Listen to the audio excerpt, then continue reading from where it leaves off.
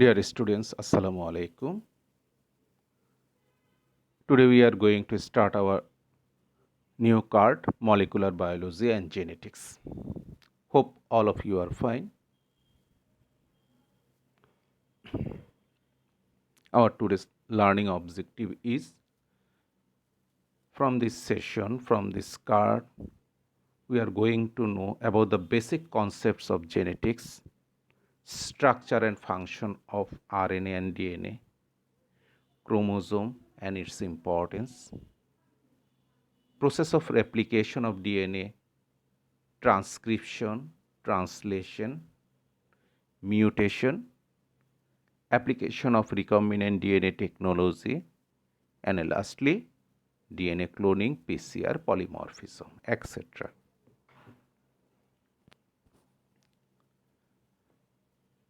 These learning objectives you will achieve in 5 to 6 class. Among this class, I will take 3 or 4 and rest will be taken by your Sadia ma'am. So let's start. First, we'll come to know about genome. What is genome? Genetic constitution of a cell is called its genome. একটা সেলের ভেতরে যে genetic ম্যাটেরিয়ালগুলো থাকবে এই পুরোটাকে একসাথে কি বলবে? Genome. All the gene carried by a cell is called genome. It is another definition.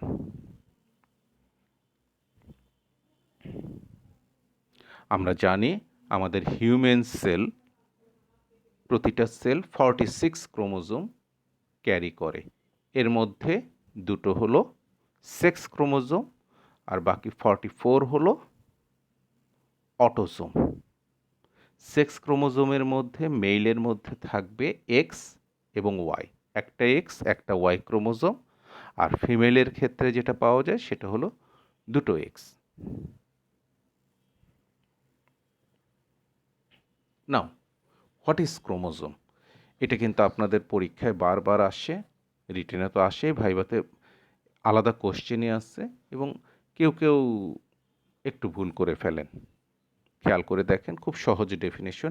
It is A thread like structure, একটা সুতার মতো, composed of a very long DNA molecule and associated protein. তার মানে হলো অনেক লম্বা DNA এবং associated protein, এদেরকে একত্রে আমরা বলবো কি? Chromosome. It is A thread like structure composed of a very long DNA molecule and associated proteins that carries the hereditary information of N organism. ঠিক আছে, তাহলে a thread-like structure composed of a very long DNA molecule and associated proteins that carries the hereditary information of an organism is called chromosome. আমরা এই ডেফিনেশনটা মনে রাখার চেষ্টা করব। এবং ডিএনএ মলিকিউল একটা ক্রোমোজোমের ভিতরে এতটাই লম্বা, নিয়ার অ্যাবাউট একটা ডিএনএ মলিকিউল যদি আপনি স্ট্রেস করেন তাহলে প্রায় আপনার সাইজ হয়ে যাবে। তার মানে আপনার লম্বা আপনি যদ্দূর এর কাছাকাছি হবে। তাহলে বুঝে দেখেন।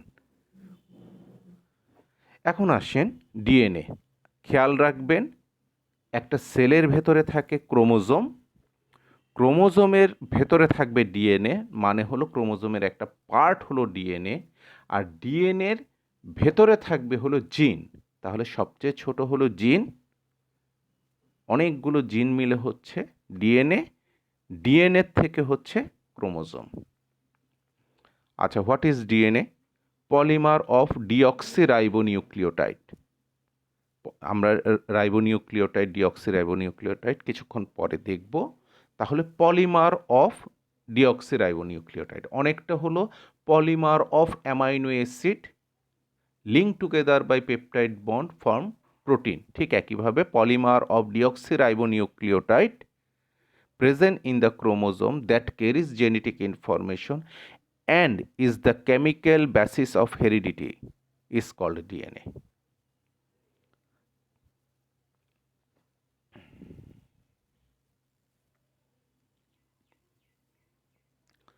একটু আগেই বলেছিলাম জিন কোথায় থাকবে? ডিএনএর ভেতরে থাকবে। তাহলে রিজন অফ ডিএনএ, তার মানে ডিএনএর একটা অংশ region of DNA of a chromosome that controls a discrete hereditary characteristics. Discrete hereditary characteristics মানে হলো একটি সুনির্দিষ্ট ক্যারেক্টারিস্টিক্স। একটা জিন একাধিক বৈশিষ্ট্য ক্যারি করবে না। আমি উদাহরণ দিয়ে বলি, আমাদের ক্রোমোজোমের মধ্যে চোখের রঙের জন্য একটি জিন আছে। এই জিনটা ডিটারমাইন করে আমাদের চোখের রং কালো হবে, নীল হবে, ব্রাউন হবে নাকি গ্রিনিশ হবে। এখন চোখের রঙের যেই জিন, সেটা কখনোই ইনসুলিন তৈরিতে সাহায্য করবে না, কারণ ইনসুলিন তৈরির জিন হলো আলাদা। আবার ইনসুলিন তৈরির যেই জিন, সেটা কখনোই আপনাদের এই পেপসিন নামের এনজাইম তৈরি করবে না, ওটার জিন আলাদা। তার মানে ডিসক্রিট হেরিডিটারি ক্যারেক্টারিস্টিক্স ক্যারি করতে হবে একটা জিনকে। এর অর্থ হলো একটা সুনির্দিষ্ট বৈশিষ্ট্য, চারিত্রিক বৈশিষ্ট্য থাকবে। And direct the synthesis of a specific polypeptide chain. তাহলে জিন কী করবে? একটা নির্দিষ্ট অ্যামাইনো অ্যাসিড তৈরিতে সাহায্য করবে। যেমন পেপসিন বা পেপসিনোজেনের যেই জিন, সে পেপসিনোজেন তৈরি করবে। ইনসুলিনের জিন ইনসুলিন তৈরি করবে। চোখের নীল রঙের জিন চোখের নীল রং তৈরি করবে। লোকাস, একটা জিন ক্রোমোজোমের ঠিক যে অবস্থায় থাকে, যে জায়গায় থাকে, তাকে বলা হয় লোকাস। লোকাস মানে হলো লোকেশন থেকে আসছে। যেমন মনে করেন আমি পুলিশ লাইনের মধ্যে থাকি, পুলিশ লাইনের অমুক বাড়িতে থাকি, তাহলে এটাই হলো আমার লোকাস। ঠিক আছে? তাহলে location of a chromosome where a particular gene resides is called locus. The position of a gene on a chromosome is called locus. একই কথা। এবার আসেন অ্যালিলি। আমরা জানি প্রতিটা ক্রোমোজোম জোড়ায় জোড়ায় থাকে, তার মানে হলো একই রকমের জোড়া থাকবে, হুবহু একই রকমের। এর অর্থ হলো একটা জিন, মনে করেন ক্রোমোজোম 3-এর P27 পজিশনের মধ্যে আছে, এর অর্থ কি? একই ধরনের দুটো ক্রোমোজোমেরই P27 পজিশনের মধ্যে ওই জিনটা আছে। আবারও খেয়াল করে দেখেন, ক্রোমোজোম জোড়ায় জোড়ায় থাকে, একই রকমের দুটো দুটো ক্রোমোজোম থাকবে। তাহলে একটা জিন যদি একটা নির্দিষ্ট ক্রোমোজোমের নির্দিষ্ট জায়গায় থাকে, ঠিক সেই জিনটা ওই ক্রোমোজোমের যে ভাই আছে হুবহু একই রকম, যেটা হোমোলোগাস ক্রোমোজোম আছে, সেটারও ওই নির্দিষ্ট এলাকায় থাকবে। এই দুটো এলাকাকে পরস্পরের অ্যালিলি বলা হয়। An allele is the alternative form of a gene that is located at the specific position of a specific chromosome. Genotype, খুব সহজভাবে খেয়াল করবেন, জিনোটাইপ আর ফেনোটাইপ দুইটা ওয়ার্ড আসবে। ঠিক আছে? ফেনোটাইপ হলো যে একটা ছেলে বা মেয়েকে চেহারা দেখে, বাহ্যিকভাবে দেখে আমরা যদি বুঝি ও ছেলে বা মেয়ে, যেই যেই বৈশিষ্ট্য, সেটাকে আমরা বলবো কি? ফেনোটাইপ। মানে হলো সেকেন্ডারি সেক্সুয়াল ক্যারেক্টারিস্টিক্স। একটা ছেলে আপনাদের এই বয়সী, তাহলে তাকে ছেলে হিসেবে কিভাবে বোঝা যাবে? সে যখন দাঁড়াবে, তার মাসেল যেই কনফিগারেশন, মাসেল দেখে বোঝা যাবে, তার বিয়ার্ড দেখে বোঝা যাবে, তার পেনিস দেখে, এরপর তার স্ক্রোটাম দেখে বোঝা যাবে। ঠিক একইভাবে এরপর তার কণ্ঠ শুনে বোঝা যাবে। একইভাবে একটা মেয়েকে কিভাবে বোঝা যাবে?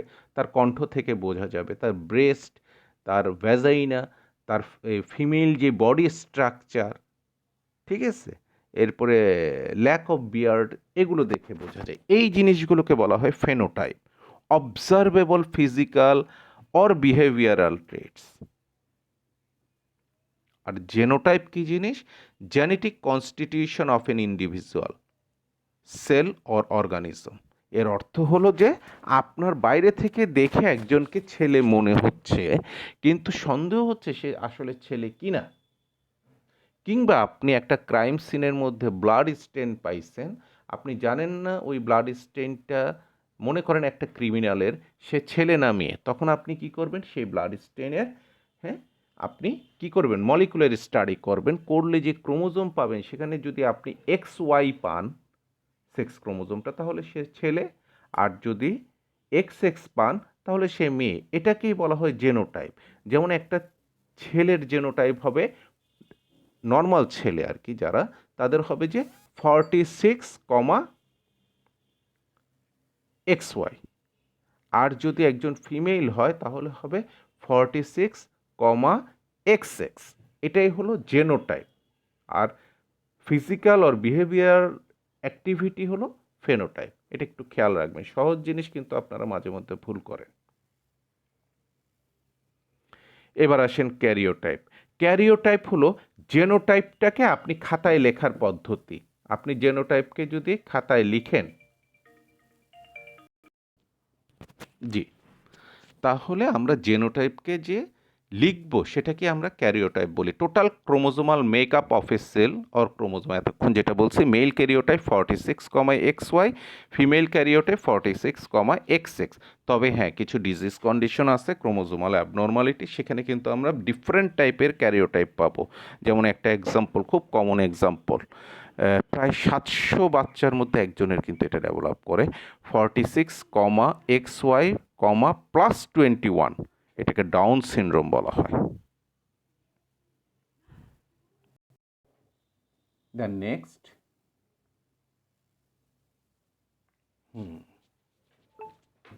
এখানে আমরা ডিএনএ আরএনএ বেসিক কিভাবে তৈরি হয় ডিএনএ আরএনএ সেটা জানবো। পিউরিন এবং পাইরিমিডিন। পিউরিন কাকে বলে? অ্যাডিনিন আর গুয়ানিন, এই দুটোকে বলা হয় পিউরিন। আর সাইটোজিন, থায়ামিন এবং ইউরাসিল, এদের তিনটাকে বলা হয় পাইরিমিডিন। এরা কি? এরা হলো নাইট্রোজেনাস বেস। দেখেন এদের মধ্যে কি আছে, এই যে নাইট্রোজেন আছে এখানে, দেখছেন? এই নাইট্রোজেন থাকায় এদেরকে বলা হয় নাইট্রোজেনাস বেস। এই নাইট্রোজেনাস বেসের সাথে কি হবে? পেন্টোজ সুগার এবং ফসফেট, এই দুটো জিনিস লেগে কি তৈরি করবে? নিউক্লিওটাইড। একটা নিউক্লিওটাইড তৈরির জন্য কি লাগবে?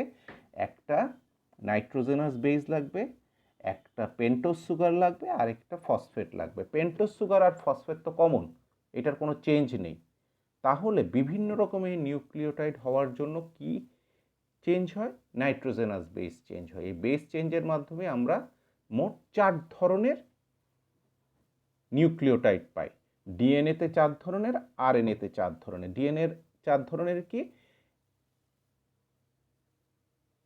এডিনিন, গুয়ানিন, সাইটোসিন, থায়ামিন, এই 4টা হলো নাইট্রোজেনাস বেস ডিএনএর ক্ষেত্রে। Adenine, guanine, cytosine, thymine. আর আরএনএ হলে এডিনিন, গুয়ানিন, সাইটোসিন, এই তিনটা ঠিক থাকবে। পাইরিমিডিনের thymine will be replaced by uracil. ঠিক আছে?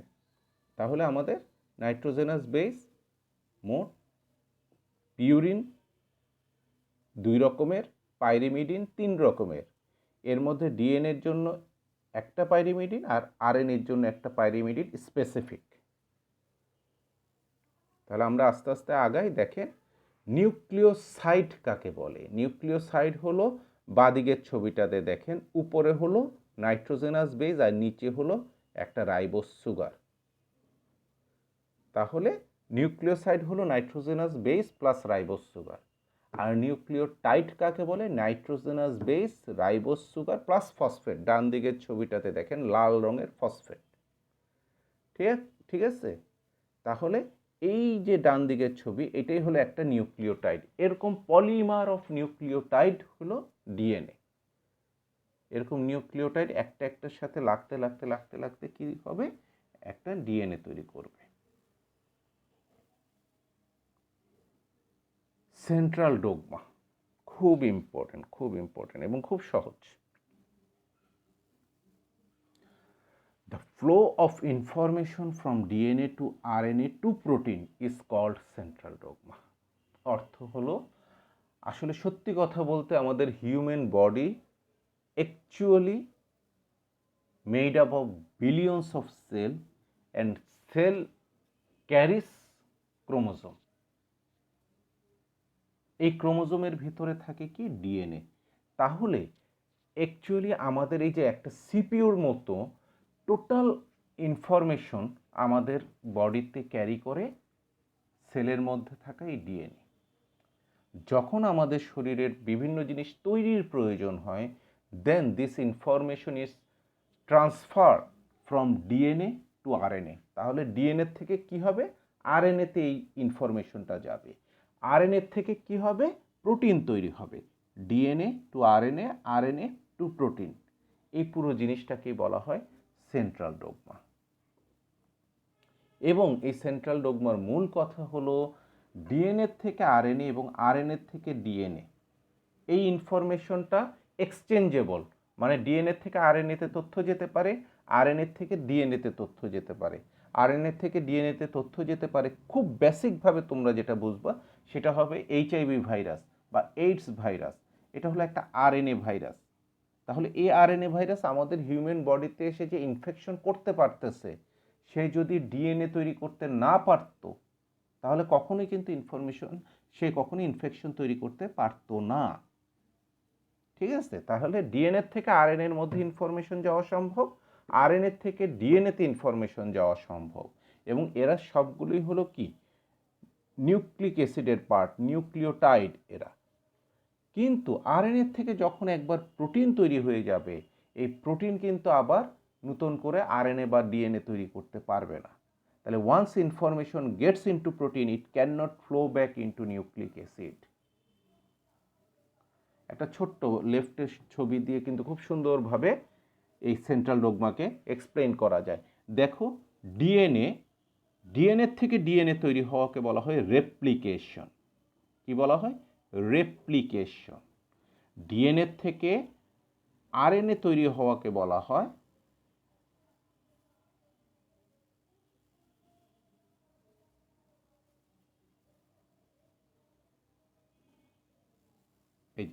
এটাকে বলা হয় রেপ্লিকেশন। ডিএনএ থেকে আরএনএ তৈরি হওয়াকে বলা হয় ট্রান্সক্রিপশন। আবার আরএনএ থেকে যদি উল্টোভাবে ডিএনএ তৈরি হয়, যেটা এইচআইভি ভাইরাসে আমি বললাম, সেটাকে বলা হয় রিভার্স ট্রান্সক্রিপশন। আরএনএ থেকে আরএনএ তৈরি হওয়াকে বলা হয় রেপ্লিকেশন। আর আরএনএ থেকে যদি প্রোটিন তৈরি হয় তখন সেটাকে বলা হয় ট্রান্সলেশন। তখন বলা হয় কি? ট্রান্সলেশন। তাহলে আমরা কি পেলাম? ডিএনএ থেকে ডিএনএ তৈরি, রেপ্লিকেশন। ডিএনএ থেকে আরএনএ তৈরি, ট্রান্সক্রিপশন। আরএনএ থেকে পুনরায় ডিএনএ তৈরি, রিভার্স ট্রান্সক্রিপশন, উল্টো ট্রান্সক্রিপশন। আরএনএ থেকে প্রোটিন তৈরি, ট্রান্সলেশন। ডিএনএ কাকে বলে আমরা অলরেডি পড়ে ফেলছি। Polymer of deoxyribonucleotide present in the chromosome that carries genetic information and is the chemical basis of heredity.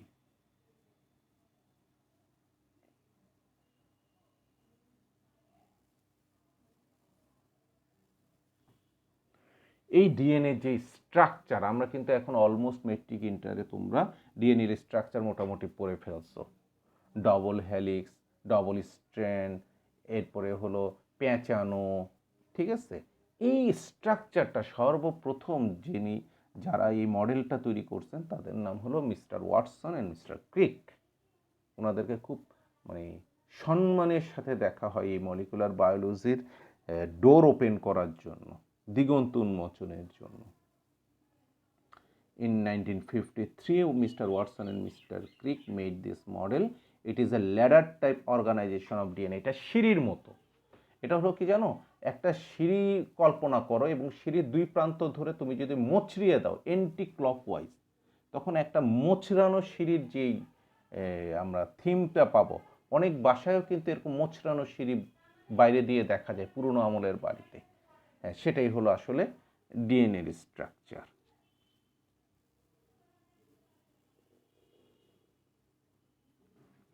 এবং এই সিঁড়ির আপরাইটস মানে দুটো লম্বা লম্বা যেই দুটো সাইড থাকবে, it is made up of sugar and phosphate.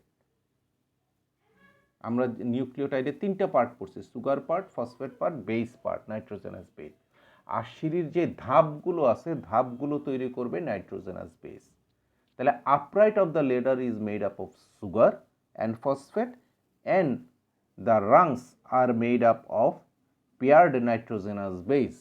Nitrogenous base, দুই পাশে দুইটা নাইট্রোজেনাস বেস পরস্পরের সাথে বেস পেয়ারিং করবে, হাইড্রোজেন বন্ড দ্বারা যুক্ত হবে এবং এই সিঁড়ির ধাপ তৈরি করবে।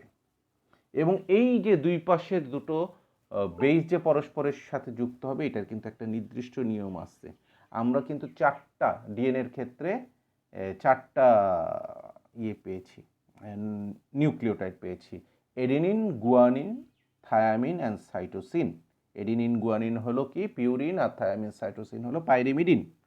এ জি সি আর T, A G C T. এখন এই বেস পেয়ারিংয়ের যে ল, সেটা হলো যে A always bind with T, একটা পিউরিনে একটা পাইরিমিডিনের সাথে, এবং C always bind with G, A T C G. সবসময় খেয়াল রাখবা, A always bind with T, C always bind with জি।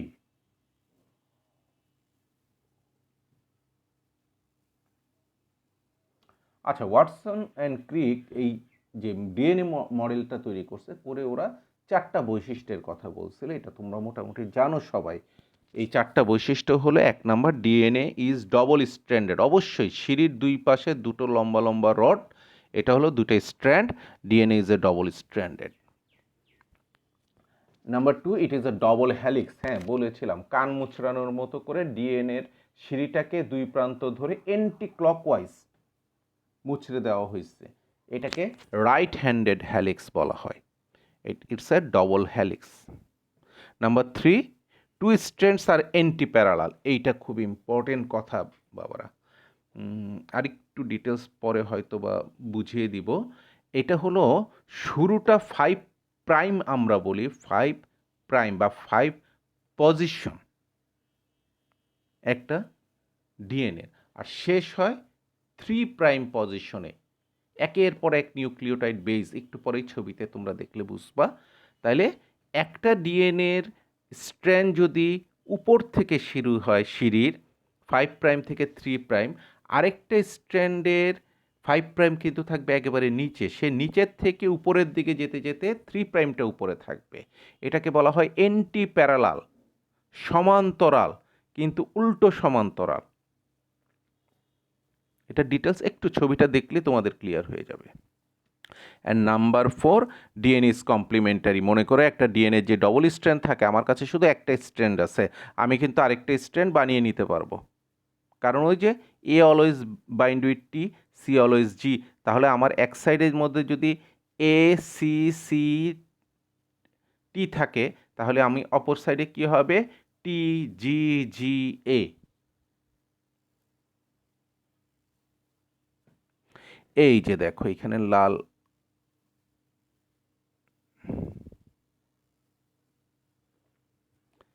এই দেখো একটা হলো 5 প্রাইম, একটা হলো স্ট্র্যান্ড 3 প্রাইম।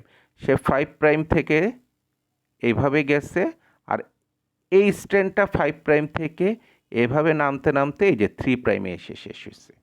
এটাকে বলা হয় এন্টি প্যারালাল। এটাকেই বলা হয় এন্টি প্যারালাল। এবং এই যে এখানে তোমরা দেখো, A always bind with T, C always bind with G, A always bind with T, C always bind with জি।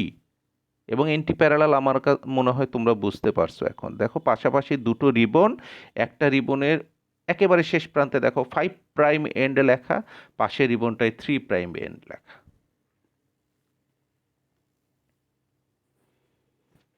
এই যে দেখো এইখানে ডিএনএ কিভাবে পরস্পরের সাথে যুক্ত হয়, খুব সুন্দর একটা ছবির মাধ্যমে দেখাইছে। দেখো এটাই হলো একটা নিউক্লিওটাইড, ঠিক আছে, এডিনিন সাথে হলো রাইবোজ সুগার এবং ফসফেট, এবং এই ফসফেটটা নিচের আরেকটা নিউক্লিওটাইডের সাথে যুক্ত হয়েছে। এই ফসফেট নিচের নিউক্লিওটাইডের কি সুগারের সাথে। তাহলে একটা নিউক্লিওটাইডের phosphate will bind with below nucleotides sugar, and like this they are formed.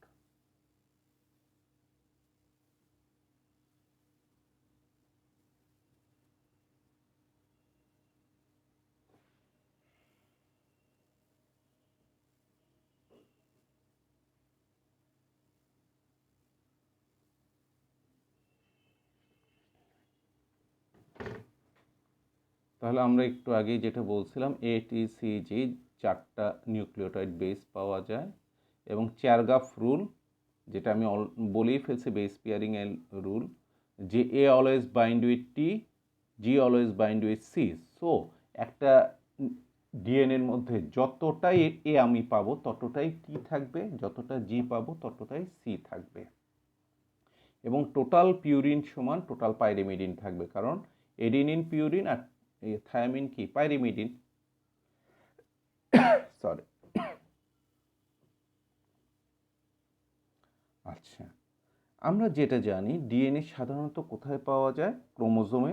আর ক্রোমোজোমটা কোথায় থাকে? নিউক্লিয়াসে।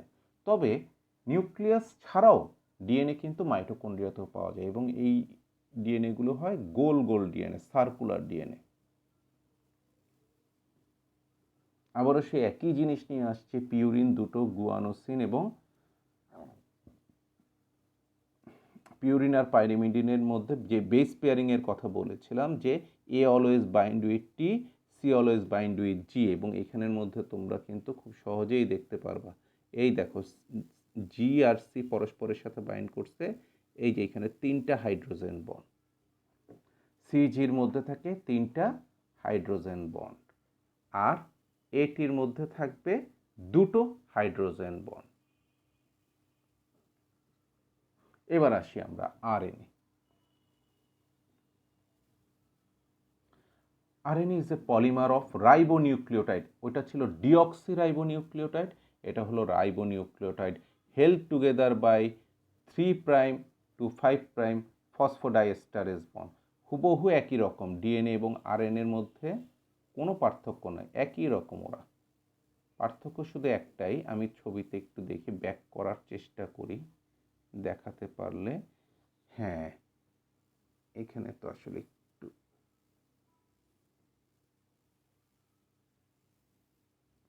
এই যে খেয়াল করে দেখেন,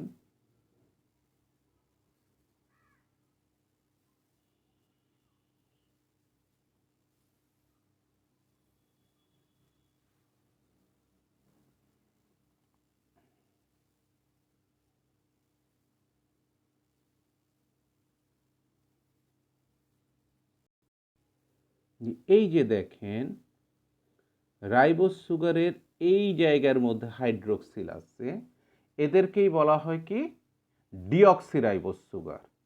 আর যদি এই হাইড্রোক্সিলটা না থাকে তখন এদেরকে শুধু রাইবোজ সুগার বলবে। হাইড্রোক্সিল যুক্ত যারা তারাই ডিএনএ, আর বাকি সব স্ট্রাকচার, এই পুরো স্ট্রাকচার এক, শুধু এই হাইড্রোক্সিলটা থাকলে ডিএনএ, না থাকলে RNA.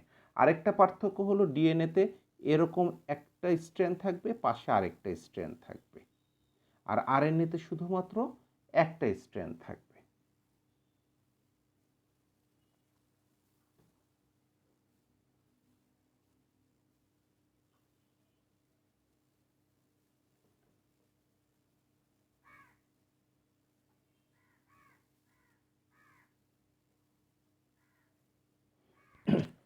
RNA is the working copies of DNA. অবশ্যই আমাদের জেনেটিক ইনফরমেশন পুরোটাই জমা থাকে ডিএনএতে, কিন্তু এই ইনফরমেশন, আমি যেমন একটু উদাহরণ দিই তোমাদের জন্য সুবিধা হবে। মনে করো একজন মানুষের শরীরে ইনসুলিন তৈরি করতে হবে, ঠিক আছে? তাহলে এই ইনফরমেশনটা, ইনসুলিন তৈরির যেই মূল মেথডটা, এটা কোথায় জমা আছে? ডিএনএতে। কিন্তু ডিএনএ নিজে কি ইনসুলিন তৈরি করতে পারবে? না। তাহলে সে কি করবে? ডিএনএ প্রথমে ট্রান্সক্রিপশন হয়ে আরএনএতে তৈরি হবে। কোনটা? শুধু ইনসুলিনের অংশটা। ইনসুলিন তৈরির তথ্যটা আরএনএর মধ্যে আসবে। তখন এই আরএনএটা কোথায় যাবে? রাইবোজোমে যাবে। রাইবোজোমের মধ্যে কি, তোমরা ছোটকালে পড়ছো কিন্তু মেট্রিক ইন্টারে, রাইবোজোমের মধ্যে কি হয়? প্রোটিন তৈরি হয়।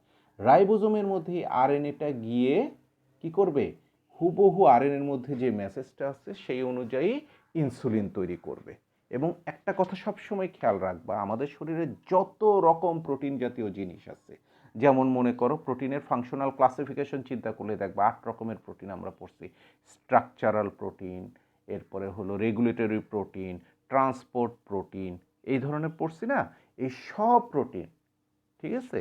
এরপরে এই যে এনজাইম, এইগুলি সবগুলো তৈরি করবে কে? এই একইভাবে যে ডিএনএর মধ্যে ইনফরমেশন থাকে, যখনই যেই প্রোটিনটা তৈরি করতে হয় তখন ডিএনএ থেকে ওই প্রোটিনের আরএনএ তৈরি হয়, আরএনএটা রাইবোজোমে যায়, রাইবোজোমে গিয়ে ওই প্রোটিনটা তৈরি করে। So RNA is the working copy of DNA. আচ্ছা, each nucleotide in RNA contain ribose sugar, ওই যে যেটা বলছে হাইড্রোক্সিল ছাড়া যে সুগার তাকে রাইবোজ সুগার বলে, অ্যান্ড এ বেস, এবং যে বেসটার মধ্যে এডিনিন, গুয়ানিন, সাইটোসিন এবং কি থাকবে? থায়ামিনের বদলে থাকবে ইউরাসিল।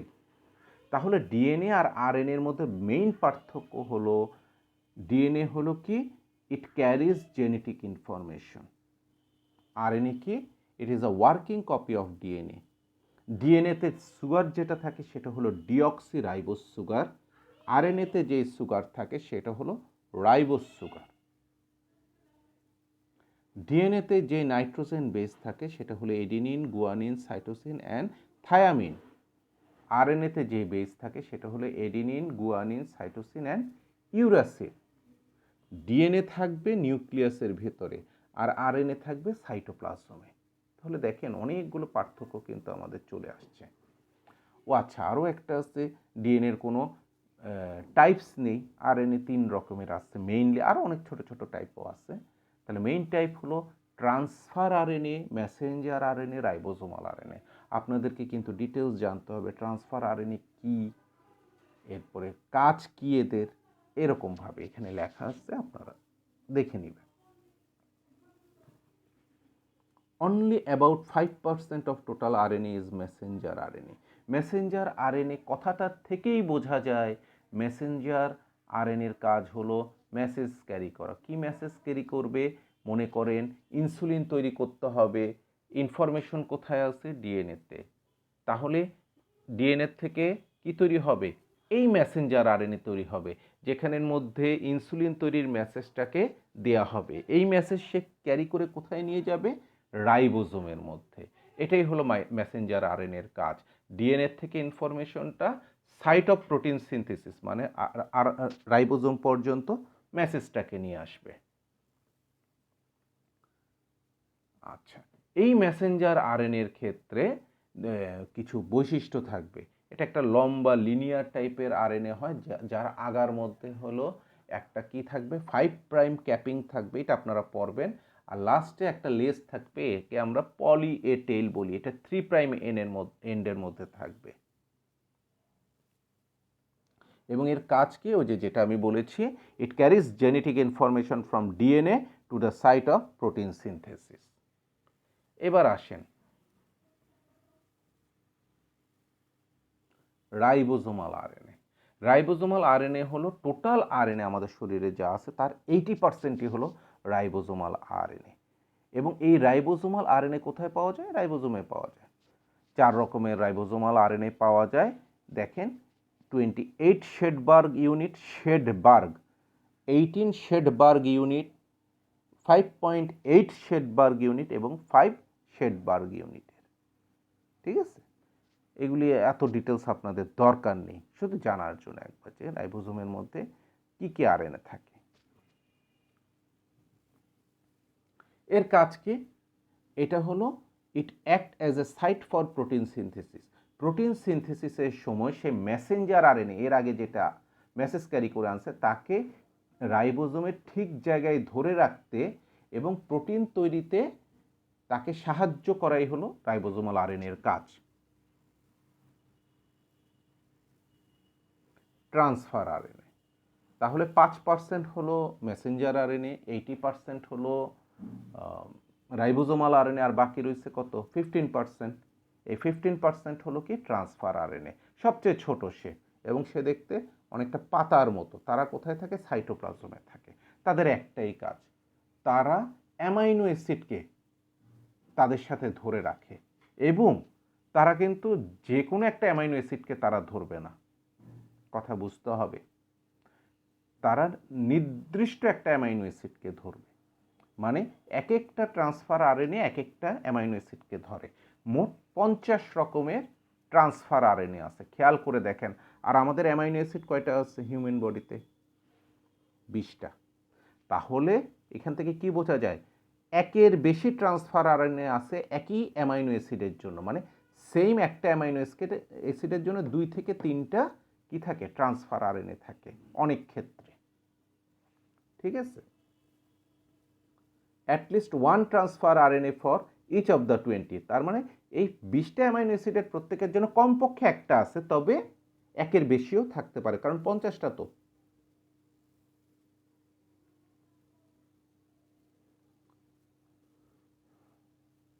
আচ্ছা, এই ট্রান্সফার আরএনএর মধ্যে একটা 3 নিউক্লিওটাইড সিকোয়েন্স পরপর থাকে, একটা স্পেসিফিক, এটাকে বলা হয় anticodon.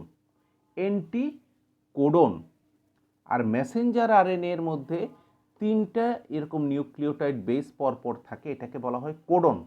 Codon, anticodon. Messenger RNA 3টা নিউক্লিওটাইড বেস পরপর থাকে, একে বলা হয় কোডন। আর ট্রান্সফার আরএনএর মধ্যে 3টা নিউক্লিওটাইড বেস পরপর থাকে, এটাকে বলা হয় অ্যান্টিকোডন। এই অ্যান্টিকোডনের উপরই ভিত্তি করে যে কোন ট্রান্সফার আরএনএ কোন অ্যামাইনো অ্যাসিড ক্যারি করবে, এবং এই অ্যান্টিকোডনটা মেসেঞ্জার আরএনএর কোডনের সাথে এসে বাইন্ড করলে কি হবে, প্রোটিন তৈরি শুরু হবে। এটা ডিটেলস আপনারা আস্তে আস্তে পড়বেন রেপ্লিকেশন, ট্রান্সক্রিপশন, ট্রান্সলেশনের মধ্যে। তাহলে ট্রান্সফার আরএনএর কাজ কি, it act as a carrier for amino acid. তাহলে মেসেঞ্জার আরএনএর কাজ কি, it carries message from DNA to the site of protein synthesis, মানে রাইবোজোম। রাইবোজোমাল আরএনএর মধ্যে কাজ কি, রাইবোজোমাল আরএনএর কাজ হলো it helps in protein synthesis. আর ট্রান্সফার আরএনএর কাজ কি, it carries amino acid, specific amino acid during protein synthesis. এই যে এটা হলো আপনাদের ট্রান্সফার আরএনএ, একটা পাতার মতো দেখতে, এবং ঠিক এই নিচের এই অংশটা দেখেন, এখানে 3টা নিউক্লিওটাইড যে বেইজের সিকোয়েন্স থাকে, এটাকে বলা হয় অ্যান্টিকোডন। এবং এই 3' এন্ডের মধ্যে সে কি করবে, অ্যামাইনো অ্যাসিড ক্যারি করবে 3' এন্ডে।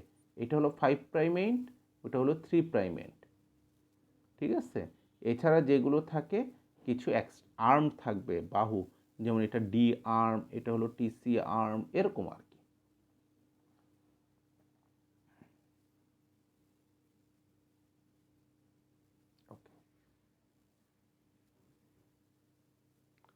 অলরেডি বলে ফেলছি, ডিএনএ আরএনএর পার্থক্য অনেক সুন্দর করেই বলছি, আপনারা আরেকবার দেখে নেবেন। Thank you. আমাদের আজকে শেষ পড়া ক্রোমোজোম। গ্রিক ক্রোমা মানে হলো কালার, জোমা মানে হলো বডি। ক্রোমোজোম মানে হলো গ্রিক শব্দের মধ্যে coloured body. It is a thread-like structure composed of a very long DNA molecule and associated protein that carries the hereditary information of an organism is called chromosome. এটা হলো ক্রোমোজোমের ছবি। ক্রোমোজোমের number আমরা অলরেডি পড়ে ফেলছি। 22 পেয়ার্স হলো autosome, আর 1 pair হলো সেক্স ক্রোমোজোম, মানে 23 পেয়ার, 46টা, 46 ইন নাম্বার। ফিমেলের ক্ষেত্রে এই সেক্স ক্রোমোজোম হবে XX, মেলের ক্ষেত্রে XY। আচ্ছা, মরফোলজিক্যালি বা গঠনগতভাবে আমরা ক্রোমোজোমকে 4 ভাগে ভাগ করতে পারি। এর আগে একটা জিনিস দেখায় আসি।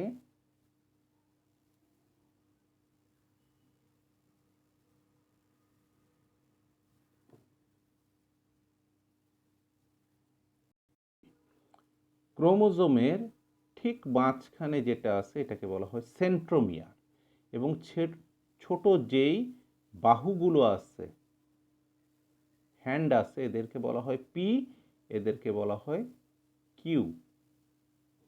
ঠিক আছে, এরা হলো কিউ, এরা হলো পি, আর এটা হলো সেন্ট্রোমিয়ার। এটা খেয়াল রাখতে হবে।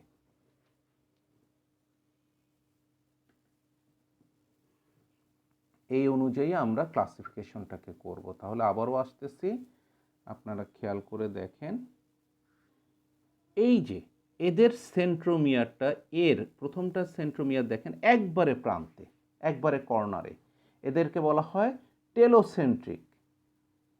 Centromere is located at the tip, এরপরেরটা দেখেন অ্যাক্রোসেন্ট্রিক, একেবারে এক প্রান্তের থেকে একটু ভিতরে ছোট্ট পি পি দেখা যাচ্ছে, ছোট্ট পি, এদেরকে বলা হয় অ্যাক্রোসেন্ট্রিক, নিয়ার দ্য টিপ। এরপর হলো সাবমেটাসেন্ট্রিক, এই যে সাবমেটাসেন্ট্রিক, ছোট পি বড় কিউ, সাবমেটাসেন্ট্রিক। আর লাস্টেরটা হলো কি মেটাসেন্ট্রিক, একেবারে সেন্ট্রাল, এখানে পি এবং কিউ দুইটাই কি সমান সাইজের হবে, পি আর কিউ সমান সাইজের হবে। তাহলে আমরা 4 রকমের পাবো কি সেন্ট্রোমিয়ারের পজিশন অনুযায়ী, মেটাসেন্ট্রিক, সাবমেটাসেন্ট্রিক, অ্যাক্রোসেন্ট্রিক, টেলোসেন্ট্রিক, এটা পরীক্ষায় আসে আপনাদের। তাহলে আজকে এতটুকু পর্যন্তই। Thank you all. নেক্সট ক্লাসে আবার দেখা হবে।